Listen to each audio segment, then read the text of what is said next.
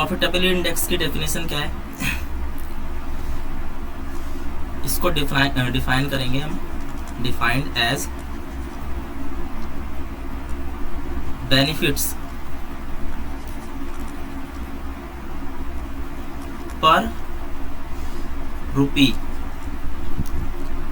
Invested in the proposal, यानी हर 1 रुपये पे कितना बेनिफिट मिल रहा है। ठीक है, दैट मीन्स अगर हमने 1 रुपये इन्वेस्ट करे तो उससे हमें कितना बेनिफिट मिल रहा है, वो हमारा क्या है, प्रॉफिटेबिलिटी इंडेक्स है। ठीक है, ये क्या है, तो ये एनपीवी जैसा ही है कुछ कुछ। एनपीवी में हमने क्या करा था, एनपीवी में हमने प्रेजेंट वैल्यू ऑफ आउटफ्लो, ठीक है, और प्रेजेंट वैल्यू ऑफ इनफ्लो को कंपैरिजन करा था। ठीक है, तो यहाँ पर हमारे पास क्या निकल के आया था कि हमारे पास पॉजिटिव आउटफ्लो या फिर पॉजिटिव, देखो हमने एनपीवी मेथड किया था, तो एनपीवी में क्या कर रहे थे हम, present value of outflow minus कर रहे थे और किसको कंपैरिजन कर रहे थे, इनफ्लो की प्रेजेंट वैल्यू को। तो इससे हमें पता चल रहा था कि वैल्यू हमारे पास कितनी बढ़ के मिल रही है। ठीक है, जबकि इसमें क्या करेंगे, इसमें रेशियो निकालेंगे किसका, तो हमने जितना इन्वेस्ट किया है और उसके बदले हमें जितना मिला है उसका। ठीक है, तो यहाँ पर रेशियो निकाल रहे हैं, वहाँ वैल्यू निकाल लेते हैं, बस डिफरेंस इतना ही है। तो इसलिए ये भी कैसी टेक्निक है, तो एक तरह से एनपीवी जैसी है, तो इसलिए हम कह सकते हैं it is a variant of NPV technique. ठीक है, एनपीवी टेक्निक का ही वेरिएंट है। इसको एक और नाम से जाना जाता है, ऑल्सो नोन एज, क्योंकि रेशियो निकाल रहे हैं यहाँ पर किसका, बेनिफिट का कोस्ट से, बेनिफिट कॉस्ट रेशियो, तो इसको बेनिफिट कॉस्ट रेशियो भी कहते हैं। ठीक है, इस वाले मेथड को, प्रॉफिटेबिलिटी इंडेक्स को, या फिर इसका एक और नाम है प्रेजेंट वैल्यू इंडेक्स भी कहते हैं इसको, प्रेजेंट वैल्यू इंडेक्स। ठीक, इसको कैलकुलेट कैसे करते हैं, तो कॉम्प्लेक्स फॉर्मूला में पढ़ने की जरूरत नहीं है, सिंपल सा फॉर्मूला है। ठीक है, total present value of cash inflows, मतलब जितना हमें मिला उसकी present value divided by total present values of cash outflow, जो आएगा वो होगा हमारा प्रॉफिटेबिलिटी इंडेक्स। ठीक है,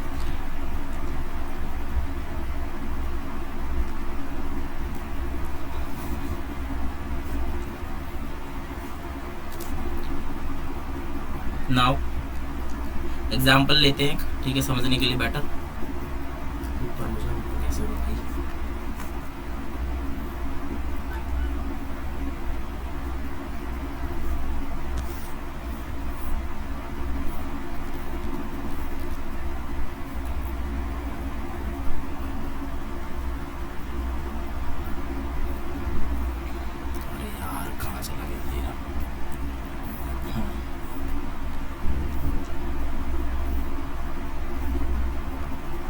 देखो एक एग्जांपल लेते हैं,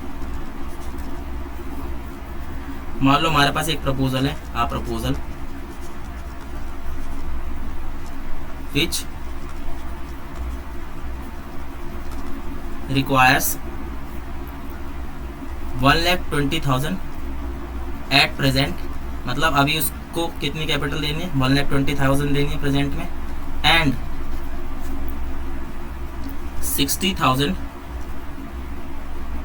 at the end of 3rd year, और तीसरे साल के अंत में हमें दोबारा से कितना देना है, 60,000 रुपये देना है। ठीक है, ये रिक्वायरमेंट है। एक्सपेक्टेड कैश फ्लो जो है हमारा, cash inflow, expected cash inflow from this proposal, वो है हमारे 60,000।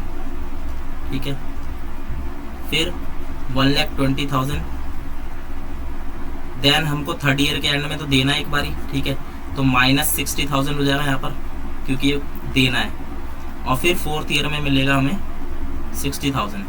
ठीक है, मान लो डिस्काउंट रेट दे रखा है प्रेजेंट वैल्यू निकालने तो डिस्काउंट रेट तो चाहिए, ठीक है, 10% चाहिए, तो 10% दे रखा है। अब हमें इसका find the profitability index, profitability index of the proposal, ठीक है, प्रॉफिटेबिलिटी इंडेक्स निकालना है इसका। तो कैसे निकालेंगे,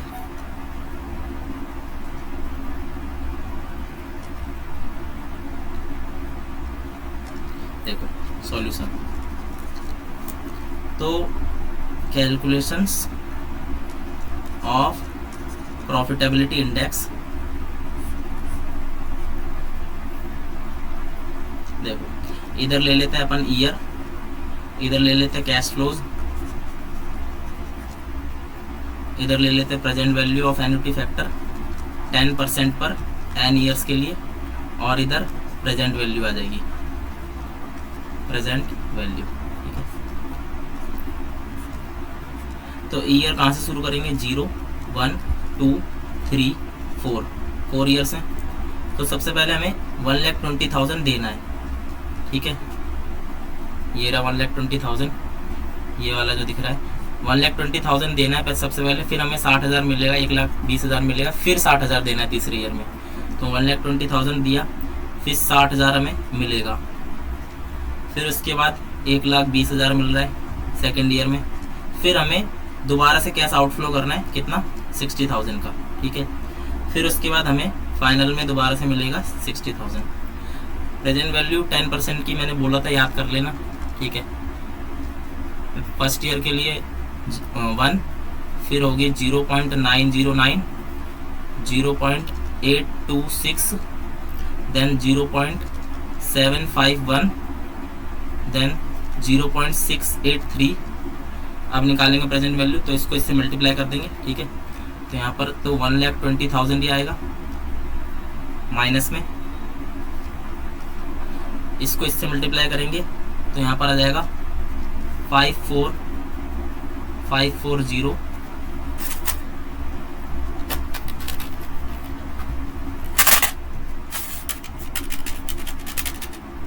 और इसको करेंगे तो यहाँ पर आ जाएगा 99,120,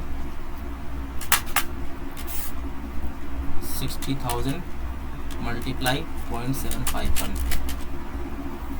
तो ये आ जाएगा हमारा, माइनस का आएगा यहाँ पर -45060, देन 60,000 इंटू में 0.683, ये आ गया 40,980, ठीक है। तो यहाँ पर हम इसका टोटल कर लेते हैं, या फिर इसको टोटल यहाँ करने की जरूरत नहीं है। हम क्या देखते हैं, पहले चेक करते हैं कि कितना हमने कैश आउटफ्लो किया है total. Present value of cash outflows, total present value of cash outflows, ठीक है। तो कैसे निकालेंगे, तो आउटफ्लो हमने कितनी बार किया है, एक बार ही 1,20,000 फर्स्ट ईयर, फिर इसके बाद ये थर्ड ईयर में, ठीक है, प्लस में 45060, तो ये कितना हो जाएगा, 1,65,060, ठीक।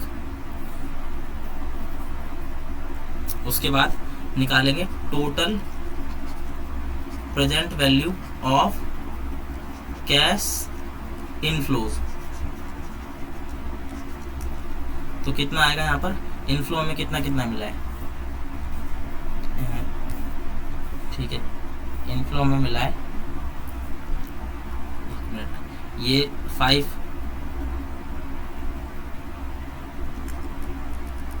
देखो एक बार ही मिला है 5450, देन 99,120, देन 40,980, तो इसका सम कर देंगे, ठीक है। तो टोटल आ जाएगा हमारे पास, अच्छा ये गलत लिख दिया क्या, 55 था ना इधर, 5450, 54540, ठीक है।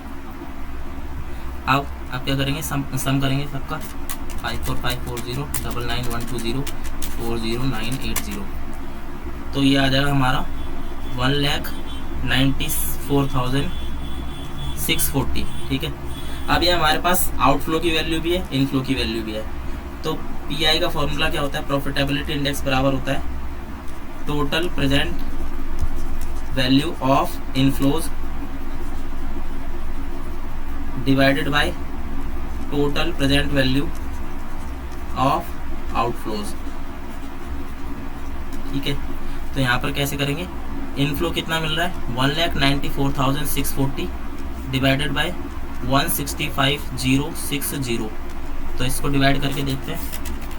1,94,640 डिवाइडेड 165,060, ये आ रहा है 1.179 आ रहा है। तो इसको कर देते हैं 1.18।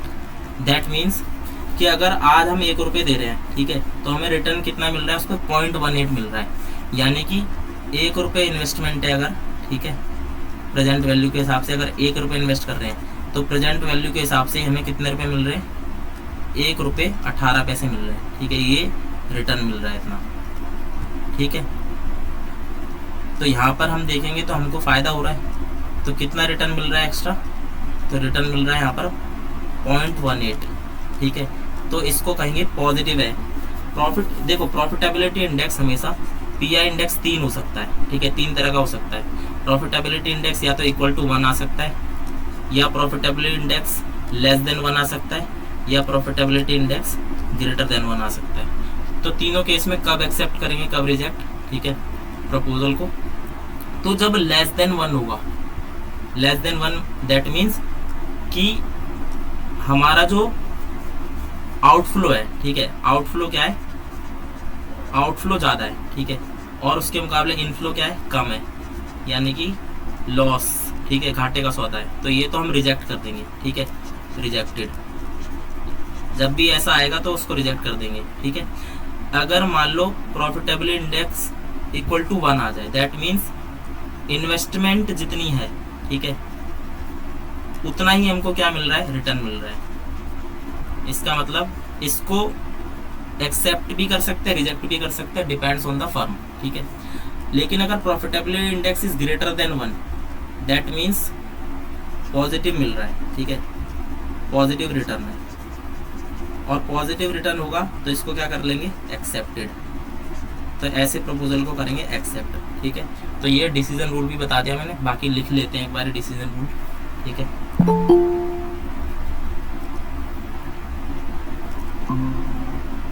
देखो, तो हम बात करते हैं डिसीजन रूल क्या होगा इसके लिए।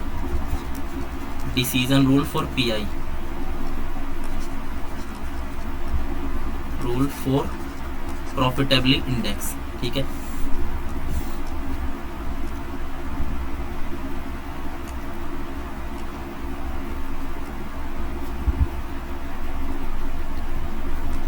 देखो, पहला रूल कहता है एक्सेप्ट करेंगे, जो ऊपर लिखा वही लिखेंगे। Accept the proposal when profitability index is greater than 1। ठीक है। इसके अलावा and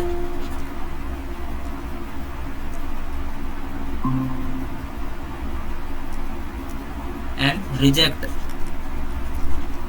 the proposal when profitability index is less than 1। ठीक है। तो ग्रेटर देन 1 पर क्या करेंगे? एक्सेप्ट, और लेस देन 1 पर क्या कर देंगे? रिजेक्ट। ठीक है।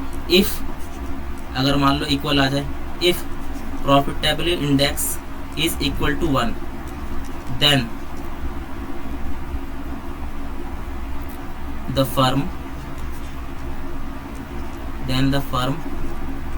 may indifferent in decision, मतलब अलग अलग फर्म का अलग अलग डिसीजन हो सकता है। ठीक है।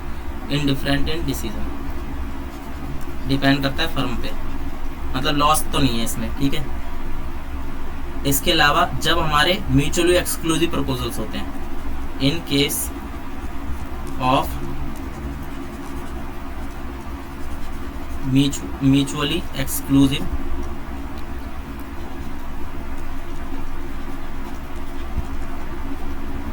प्रपोजल्स,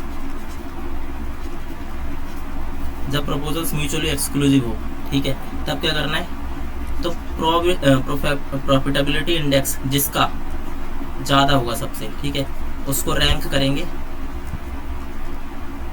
1, यानी कि प्रायोरिटी पे रखेंगे उसको, ठीक है। इसके अलावा प्रॉफिटेबिलिटी इंडेक्स जिसका लोअर होगा, ठीक है, उसको लोअर प्रायोरिटी पे रखेंगे, ठीक है, समझ गए। अब बात करते हैं क्रिटिक्स की, कि मतलब इस मेथड के क्रिटिक्स क्या क्या है, ठीक है, इवेलुएट करते हैं। क्रिटिकल इवेल्युएशन,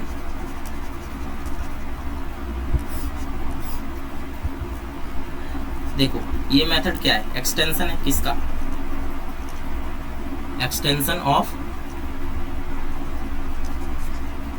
एनपीवी, एनपीवी जैसा ही है, उसी का एक्सटेंशन एक तरह से, ठीक है।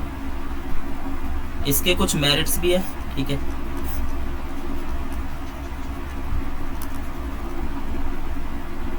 और इसकी कुछ शॉर्टकमिंग्स भी है,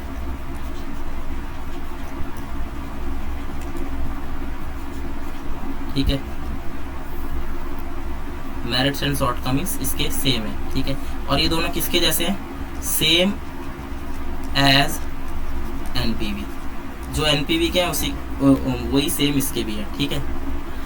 दोनों में कंपैरिजन करें अगर एनपीवी और पीआई में अगर कंपैरिजन करें प्रॉफिटेबिलिटी इंडेक्स में, तो हमें पता चलेगा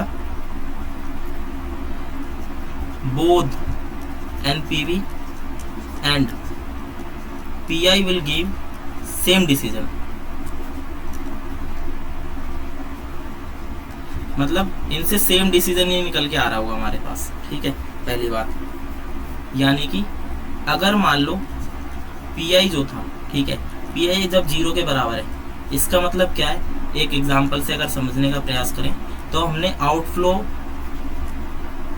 ठीक है, आउटफ्लो लेट सपोज किया 1 लाख का, और हमें इनफ्लो भी मिल गया 1 लाख का, तो एनपीवी क्या निकलेगा,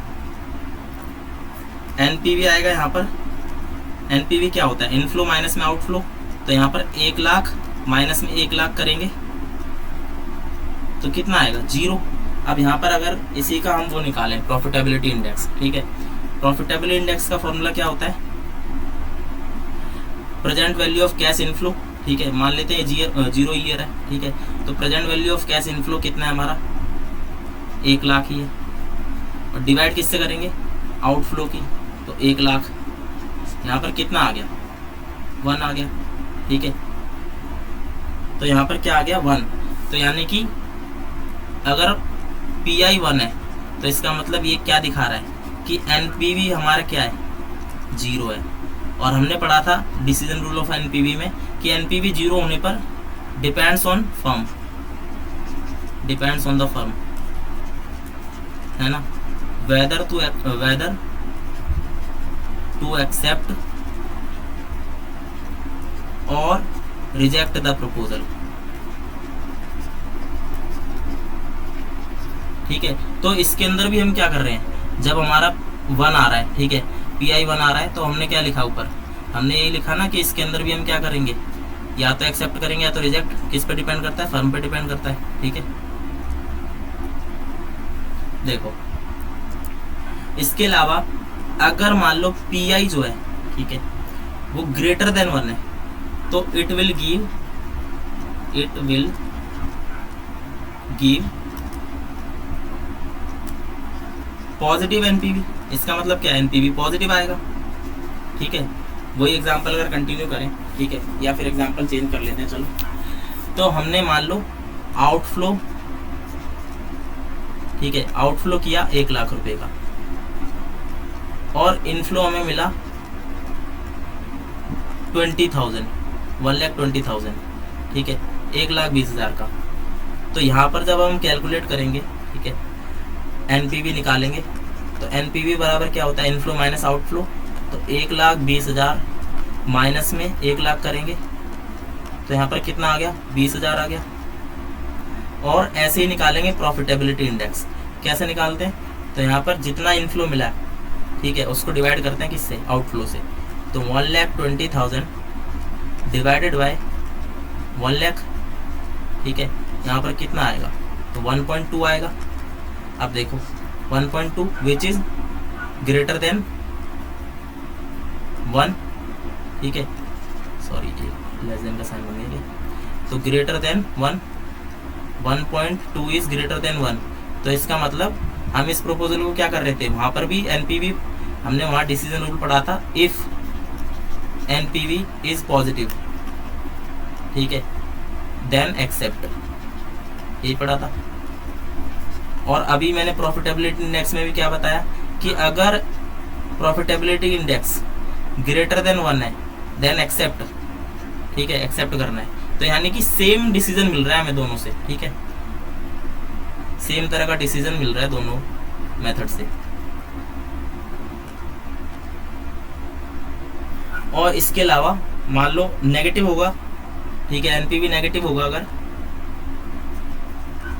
एनपीवी जब नेगेटिव होगा तो यहाँ पर प्रॉफिटेबिलिटी इंडेक्स क्या आएगा, लेस देन 1 आएगा, ठीक है।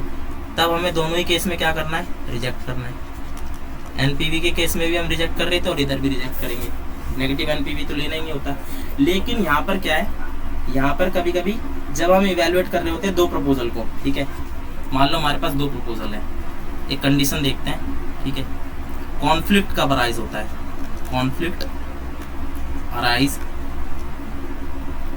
व्हेन एग्जामाइनिंग, दो हमारे पास प्रपोजल है एग्जामाइनिंग म्यूचुअली एक्सक्लूसिव प्रपोजल,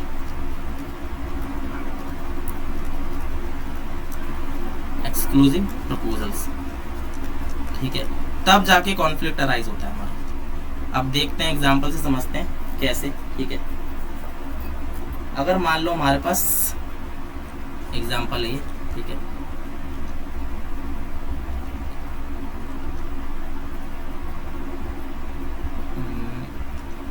देखो एग्जांपल है, अ कंपनी हैज 2 proposals,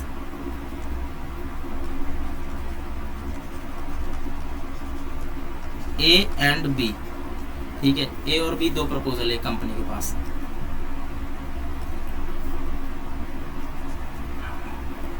अब मान लेते हैं, ठीक है, उनकी कॉस्ट जो है ए बी, तो कॉस्ट जो है ए की 1,00,000 है, ठीक है, और बी की कॉस्ट है 80,000, ठीक। प्रेजेंट वैल्यू की बात करें, ठीक है, प्रेजेंट वैल्यू की बात करें अगर इन दोनों प्रोजेक्ट के इनफ्लो की, ठीक है, इनफ्लो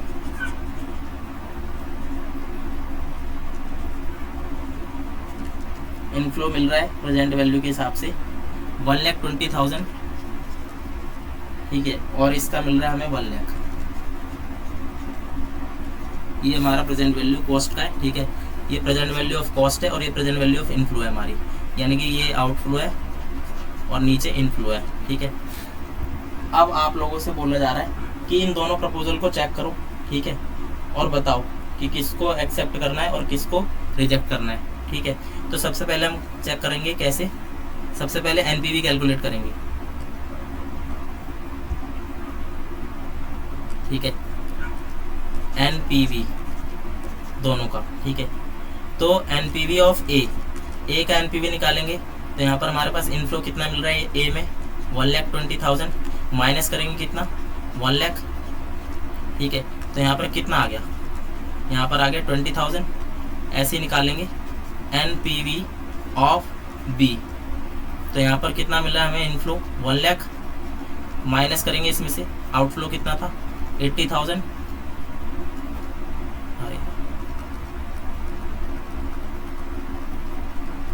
हाँ 80,000, ठीक है। तो यहाँ पर कितना आ रहा है 20,000। यहाँ पर दोनों प्रपोजल का क्या है, एनपीवी सेम है, NPV same for both the proposals. अब एनपीवी तो सेम है दोनों का, ठीक है। अब निकालते हैं profitability index, calculation of pi, ठीक है। तो यहाँ पर पीआई ऑफ ए निकालेंगे। निकालने का तरीका आपको पता है, ठीक है। जो इनफ्लो है उसको ऊपर रखना है, आउटफ्लो को नीचे रखना है। तो ए के अंदर इनफ्लो कितना है 1,20,000, डिवाइड करेंगे 1 लाख से, तो यहाँ पर कितना आ गया 1.2 आ गया। ऐसे निकालेंगे प्रॉफिटेबिलिटी इंडेक्स ऑफ बी। तो यहाँ पर कितना था 1 लाख इनफ्लो है, डिवाइड करेंगे 80,000 से, तो यहाँ पर कितना आएगा 8 एकम 8, ठीक है। 8 दूनी 16, 8 पंजे 40, 1.25। अब यहाँ पर आपको देखने को मिलेगा, ठीक है, PI of B is greater,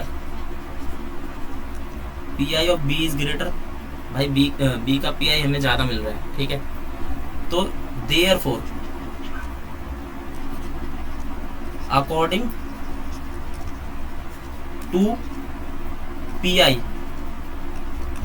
कौन सा प्रपोजल एक्सेप्ट होगा, proposal B will be accepted. अब यहाँ पर हमारा देख लो, अगर हमने देखा यहाँ पर तो हमारी वो एनपीवी क्या थी, एनपीवी तो दोनों की सेम है, मतलब इधर से भी 20,000 मिल रहा है, इधर से भी 20,000 मिल रहा है। लेकिन जब प्रॉफिटेबिलिटी इंडेक्स कैलकुलेट करा तो यहाँ पर दोनों में डिफरेंस आ गया, ठीक है। हमें किसका प्रॉफिटेबिलिटी इंडेक्स ज़्यादा दिख रहा है, बी का, तो इसीलिए हम क्या करेंगे बी को एक्सेप्ट कर लेंगे। जबकि हमारा दोनों का जो कैश जनरेशन है वो सेम है, 20,000 ही है, ठीक है। लेकिन वहाँ पे बी को क्यों एक्सेप्ट कर रहे हैं पता है, तो बी को इसलिए एक्सेप्ट कर रहे हैं क्योंकि यहाँ पर जो है 80,000 है बस कैश आउटले।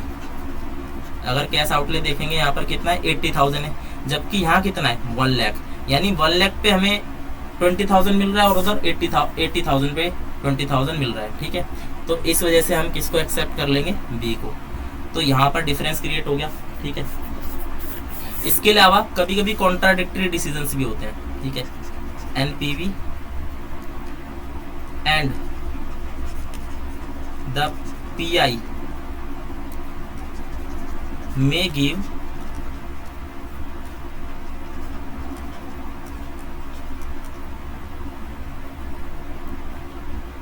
contradictory decisions, ठीक है। कब,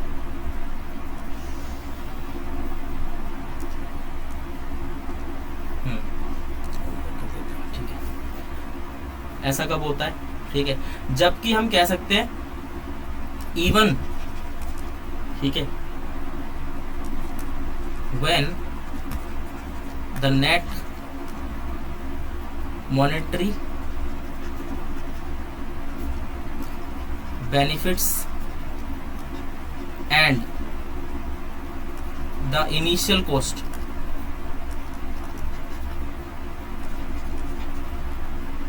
are different, मतलब दोनों ही चीजें डिफरेंट होंगी, तब कॉन्ट्राडिक्टरी कैसे हो सकता है, ठीक है। एग्जाम्पल लेते हैं, अ फर्म हैज 2 प्रपोजल्स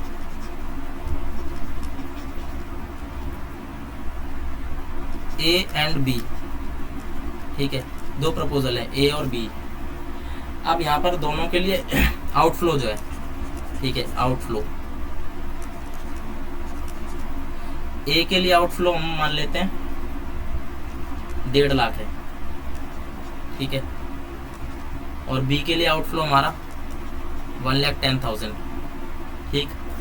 इसके अलावा हम मान लेते हैं इनफ्लो जो मिलेगा, ठीक है, इनफ्लोज प्रेजेंट वैल्यू दे रखी है ऐसा सपोज कर, ठीक है। इनफ्लो इससे मिल रहा है 2,10,000 और इससे मिल रहा है हमको 1,65,000, ठीक है।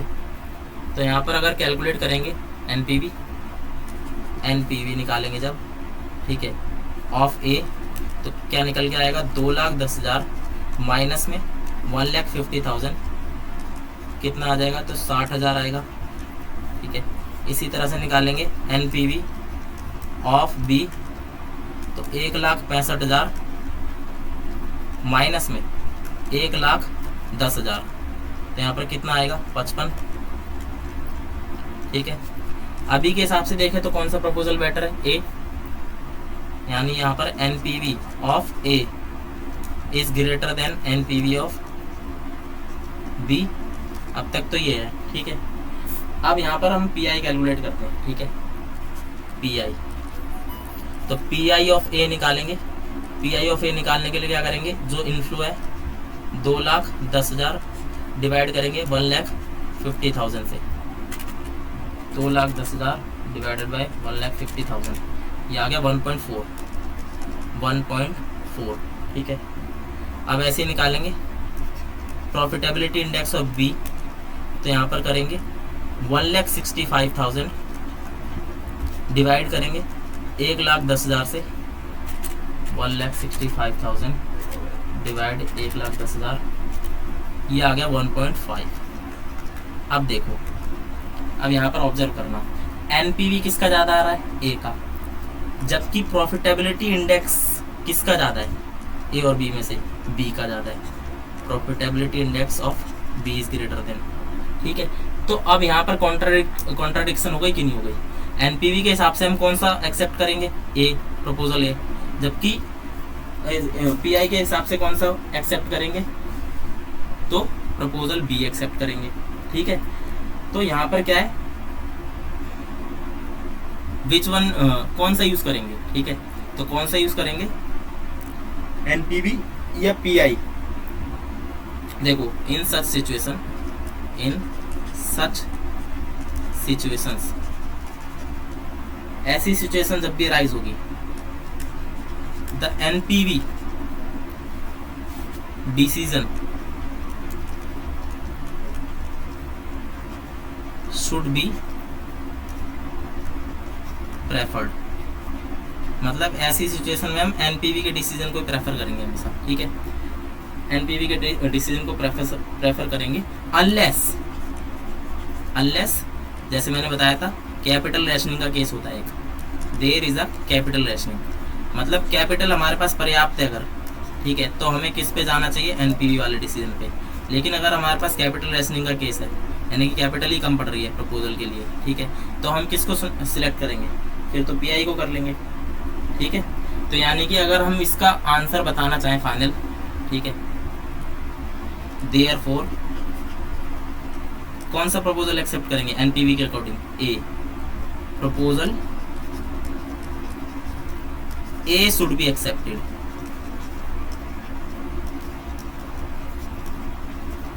as it has higher NPV। ठीक है, तो कॉन्ट्राडिक्शन समझ गए होंगे आप। ठीक है, इसका मतलब क्या है, ऐसा क्यों कर रहे हैं। अब भाई उससे क्या होगा, उससे हमको मिल रहा है कितना रुपये, 60,000 रुपये, 60,000 रुपये, 60 रुपये कह रहा हूँ, 60,000 मिल रहे हैं, और इससे कितना मिल रहे हैं, तो इससे 55,000 मिल रहे हैं, तो 5,000 रुपये ज़्यादा मिल रहे हैं, है ना। बिकॉज ऐसा क्यों कर रहे हैं, क्यों उसको एक्सेप्ट कर रहे हैं, बिकॉज इट विल, हमारा फाइनेंस का अल्टीमेट गोल क्या है, maximization of shareholders wealth. ठीक है, तो अगर हमें 60,000 रुपये रिटर्न मिलेगा, यानी 60,000 ज़्यादा है, ठीक है, तो इसका मतलब क्या है कि हमारे शेयर होल्डर्स की वेल्थ क्या होगी, मैक्सिमाइज होगी। ठीक है, it will maximize the shareholders wealth. Okay, wealth, तो इसीलिए हमने किसको सिलेक्ट कर लिया, A को सिलेक्ट कर लिया। ठीक है, और प्रोजेक्ट B को हमने सिलेक्ट नहीं करा, क्योंकि इससे क्या होगा, अगर मान लो ज़्यादा हमें प्रॉफिट जनरेट होगा तो शेयर होल्डर की वेल्थ ज़्यादा बढ़ेगी। ठीक है, इसीलिए हमने उसको सिलेक्ट करा, जबकि दूसरे वाले ऑप्शन से इतना ज़्यादा वेल्थ मैक्सिमाइजेशन नहीं होगा। समझ गए, इसका मतलब always the better proposal is one which adds ठीक है, which adds more to the shareholders wealth, क्योंकि अल्टीमेट गोल वही है, ठीक है, shareholders wealth. So guys this was all about PI, profitability index, और इसका हमने कंपैरिजन भी कर लिया किसके साथ, एनपीवी के साथ, ठीक है। तो आई होप सो समझ तो आ गया होगा, और अगर समझ नहीं आया तो कोई भी डाउट हो तो पूछ लो, ठीक है। और अगर समझ आ गया तो आगे चलते हैं, थोड़ा सा पढ़ते हैं जो हमने पे बैक पीरियड पढ़ा था, ठीक है। पे बैक पीरियड में हमने क्या पढ़ा था कि उसके अंदर हम इग्नोर मार देते हैं किसको, टाइम वैल्यू ऑफ मनी को, ठीक है, क्योंकि वो नॉन डिस्काउंटेड टेक्निक में पढ़ा था, ट्रेडिशनल टेक्निक्स में। तो अगर उसी का हम एक्सटेंडेड वर्जन देखें, ठीक है, एक्सटेंडेड वर्जन देखें पे बैक पीरियड का ही, तो यहाँ पर क्या निकल के आएगा हमारे पास, डिस्काउंटेड पे बैक पीरियड निकल के आएगा, ठीक है, पे back period, discounted pay back period. तो यहाँ पर ये क्या है, ये बेसिकली कॉम्बिनेशन है, कॉम्बिनेशन ऑफ पे back period method and the discounted cash flow technique. मतलब इसके अंदर सेम ही करना है, लेकिन यहाँ पर क्या है, हमने डिस्काउंट कर दिया उस कैश फ्लो को, ठीक है। उधर हम क्या कर रहे थे, उधर टाइम वैल्यू ऑफ मनी को इग्नोर कर रहे थे, लेकिन यहाँ पर हम क्या करेंगे, डिस्काउंट करेंगे, ठीक है। इसका मतलब इसमें क्या करेंगे, cash flows are discounted to find their present value, present value को फाइंड करने के लिए क्या करते हैं, इसके अंदर हम डिस्काउंट कर देते हैं, ठीक है। फिर उसके बाद कंपैरिजन करेंगे, ओके। तो इसके अंदर ज़्यादा कुछ है नहीं, ठीक है, यहाँ पर सेम ही है, बाकी चीज़ें सेम ही है। मतलब पहले क्या निकालेंगे, तो पहले अपन प्रेजेंट वैल्यू निकालेंगे दोनों की, ठीक है। उसके अंदर हम कर क्या रहे थे, उसके अंदर वही कर रहे थे, उसके अंदर पे बैक पीरियड के अंदर हम चेक करते हैं, है ना। पे बैक पीरियड क्या होता है कि हमारी जो इनिशियल इन्वेस्टमेंट है, इनिशियल इन्वेस्टमेंट कितने टाइम में रिकवर हो रही है, ठीक है, रिकवरी पीरियड कितना है, वही हमारा क्या कहलाता है, पे बैक पीरियड, ठीक है। बस इसमें इतना से ही करना होता है। अगर मान लो इनिशियली, ठीक है, इनिशियल कॉस्ट अगर किसी प्रोजेक्ट की 1 लाख रुपए, ठीक है, देन एक्सपेक्टेड, जो एक एग्जांपल समझ रहे हैं, ठीक है, एक्सपेक्टेड कैश फ्लोज,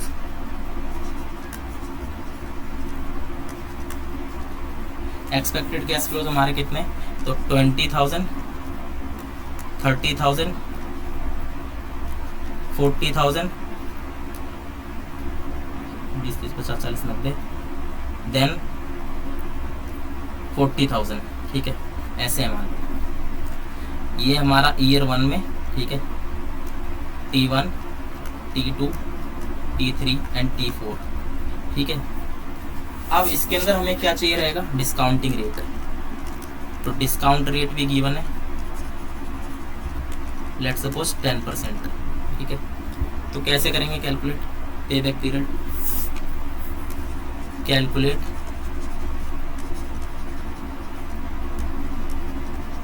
पे बैक पीरियड डिस्काउंटेड, ठीक है, डिस्काउंटेड वाला पे बैक पीरियड कैलकुलेट करना है। तो करते हैं जरा, देखो अगर नॉर्मल निकालने बोलता, ठीक है, सॉल्यूशन नॉर्मल निकालने कहता है नॉर्मली, ठीक है। अगर बिना कैश फ्लो के कहता, मतलब बिना डिस्काउंटिंग के, तो हम कैसे निकालते, तो हम क्या करते, चेक करते कि 20,000 प्लस में 30,000 प्लस में 40,000, ये कितना हो गया रिकवर, 50, 30, 80, 40, सॉरी 20 30 50 और 40 90 हो गया।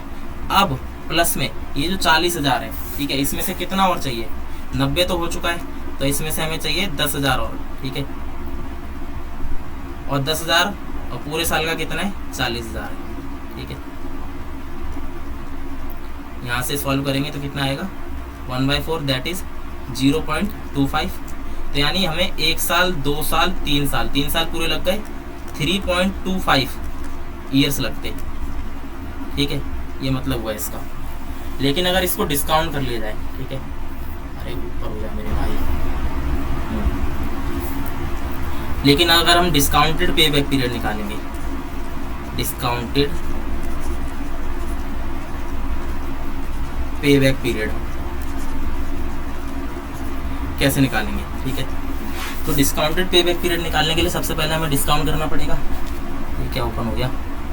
देखो, सबसे पहले डिस्काउंट करना पड़ेगा, तो डिस्काउंट करते हैं। चलो, ये हो गए हमारे ईयर्स, ठीक है,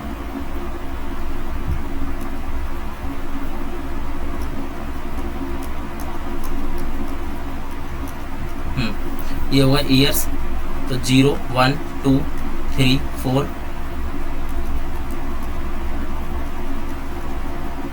कितना, हाँ ये रहा, दिख गया, ठीक है। तो यहाँ पर हमारे को ये कैश फ्लोज हो गए, तो हमें देना कितना था? 1 लाख, ठीक है, और मिलेगा कितना? 20,000, देन 30,000, देन 40,000, देन 40,000 अगेन, ठीक है।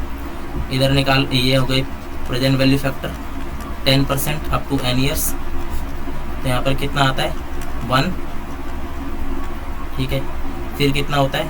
0.909, then 0.826, 0.751 and 0.683 present value,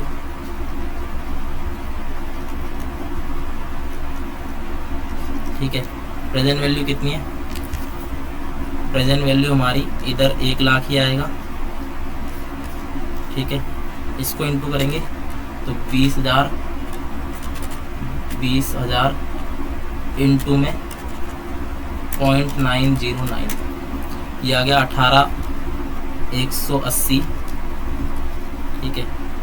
then 30,000 into में 0.826, ये आ गया हमारा 24,780, देन 40,000 इंटू में 0.751, ये आ गया हमारा 30,040,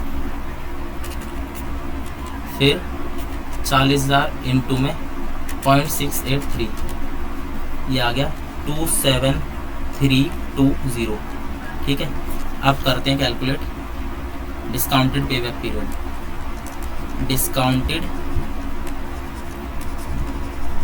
पे बैक पीरियड, ठीक है। हमें कितना करना है? टोटल 1 लाख रुपए करना है, तो हम जब पहले वाला लेंगे 18,180 जमा में 24,780, ठीक है। 1 लाख जहाँ तक हो जाएगा वहीं तक करेंगे बस, तो 18,180 जमा में 24,780 प्लस 30,040 प्लस 27,320, ठीक है। 1,03,20 यानी लास्ट वाले में जाके हो रहा है। ये तीसरा वाला भी ऐड करेंगे 30,040। अब ये जो लास्ट वाला है, ठीक है, लास्ट वाला हमको पूरे साल का कितना मिल रहा है? 27,320, ठीक।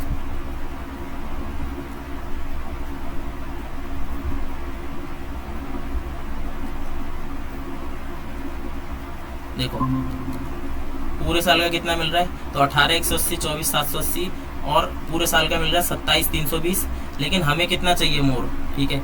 तो इन तीनों को जोड़ने पर अगर इसमें से मैं माइनस कर दूं 27,320 73, हमें चाहिए 27,000, ठीक है, 27,000 चाहिए और पूरे साल में मिल रहा है 27,320, तो इसका रेशियो निकालेंगे तो कितना आएगा, 27,000 डिवाइडेड बाय 27,320, ये आ गया 0.98।